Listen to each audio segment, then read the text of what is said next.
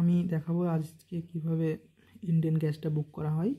প্রথমে নাম্বারটা সার্চ করবে, যে হচ্ছে গ্যাস লিখবে এখানে GAS, দিয়ে এখানে প্রথমে যেটা ইন্ডিয়ান গ্যাস বুকিং, এই নাম্বারটাতেই কল করতে হবে। কল করার পর এই যে নাম্বারটা এখানে দেখিয়ে দিল, আবার কলটা করে ফেলবে। তারপর Indian automated refill booking এখানে system. কিপ্যাড যেটা Dear আছে, Indian customer, কিপ্যাডটা have you click করবে। completed your biometric Aadhaar authentication EKYC? এখানে এটা If মন not, দিয়ে শুনতে please হবে কি visit your বলছে। Indian distributor with your Aadhaar card and either your cash memo or DGCP. Dear Indian ग्राहक, क्या आपने बायोमेट्रिक आधार प्रमाणीकरण EKYC किया है? यदि नहीं, तो कृपया अपने आधार कार्ड और कैश मेमो या DGCP के साथ अपने इंडियन वितरक से संपर्क करें।